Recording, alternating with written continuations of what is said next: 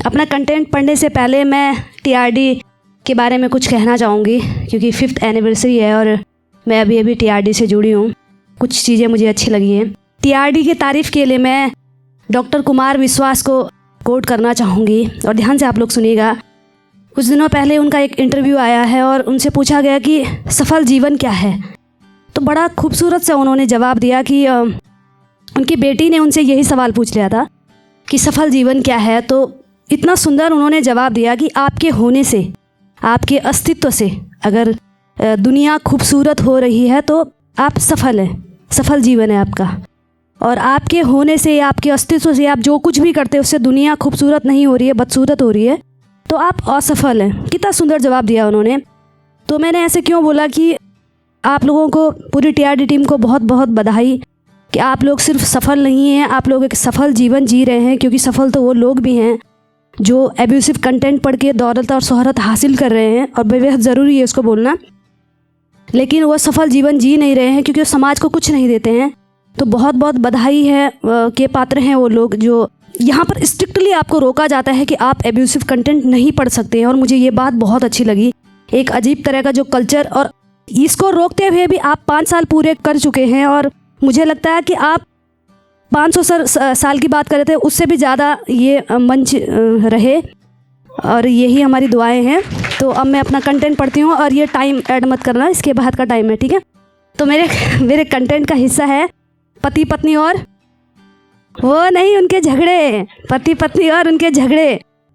तो ये यार एक ट्रू स्टोरी से इंस्पायर्ड मैंने लिखा है कंटेंट, और मैंने जो है ना किसी पति पत्नी के बीच में इंटरफेयर कर दिया था, और मेरी हालत उस दिन वैसी ही हो गई थी जैसे वो वास्तव मूवी आप लोगों ने देखी होगी। उसमें वो डेट फुटिया होता है ना, मम्मी पापा उसके झगड़ रहे होते हैं, वो बीच में बोल पड़ता है तो उसकी मम्मी उन्हीं को थपड़िया देती हैं। तो बाद में वो इमोशनल होते हैं तो संजय दत्त बोलते हैं उनको कि तुम्हें बोला किसने था उन दोनों के बीच में चोंच मारने के लिए। तो वैसे ही मेरी हालत थी। मेरे दीदी जीजाजी झगड़ रहे थे, मैं बोल गई थी बीच में, तो दीदी मुझे ही बोलने लगी कि अरे तुम कौन होती हो बोलने वाली। तो हम बोले भाई शिकायत क्यों करती हो। तो बोलती है कि शिकायत तो हम इनको ऊपरी मन से डराने के लिए करते हैं। अच्छा जी, तो हम क्या बेवकूफ़ हैं। तो मैंने उन्हीं से इंस्पायर्ड होकर ये कविता लिखी थी। पता नहीं कविता बोलेंगे इसको, जो भी बोलेंगे और देख लेंगे बाद में। तो क्या है ना कि पति पत्नी के ऊपर सब जोक्स ही मारते हैं, है ना ज्योति मैम, लेकिन मैंने सोचा कुछ अच्छा लिखते हैं। तो नया है, मैंने आज रात को ही इस पर काम किया था, तो हो सकता है कि मैं बिना कागज़ के पढ़ लूँ, लेकिन देखते हैं, कागज़ हाथ पे रखते हैं कि कभी लड़ते हैं, कभी झगड़ते हैं, गुस्से में तू और मैं करते हैं। ज्योति मैम, आप सर कभी आपसे नाराज़ हो जाए तो आप उन्हें सुना सकते हैं। संदीप सर, आप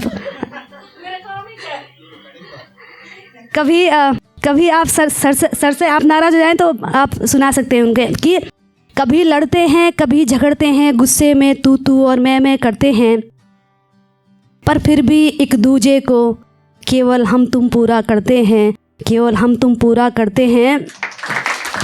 और चाहे जितने मीम्स बना लो, मीम्स बनाते हैं ना, हस्बैंड वाइफ के ऊपर बाढ़ लगी रहती है कि चाहे जितने मीम्स बना लो, पर समाज को हम ही दृढ़ बनाते हैं, समाज को हम ही दृढ़ बनाते हैं। एक हस्बैंड वाइफ का ही रिश्ता है जो हमारे समाज को एक मजबूत आधार देता है। और सच्ची बात है, साधु संत होना उतना उनके कंपैरिजन में आसान है जितना कि हस्बैंड वाइफ होना थोड़ा डिफ़िकल्ट है, मतलब रिश्ते को निभाना। तो मैं पढ़ती हूँ कि हो बच्चों की परवरिश या मात तात की सेवा, हो बच्चों की परवरिश या मात तात की सेवा, हम कंधे से कंधा मिलाकर जिम्मेवारी निभाते हैं। और जितने चाहे मीम्स बना लो, हम ही तो इस समाज को दृढ़ बनाते हैं, हम ही तो इस समाज को दृढ़ बनाते हैं। रख अपने अरमानों को किनारे, कि रख अपने अरमानों को किनारे, एक दूजे के जज्बातों को अपनाते हैं। और कितना भी लड़ लें झगड़ लें, बच्चों के लिए हम साथ हो जाते हैं। और जितने चाहे मीम्स बना लो, हम ही तो समाज को दृढ़ बनाते हैं। आप लोगों को मज़ा नहीं आ रहा, मैं दूसरा पढ़ देती हूँ, कुछ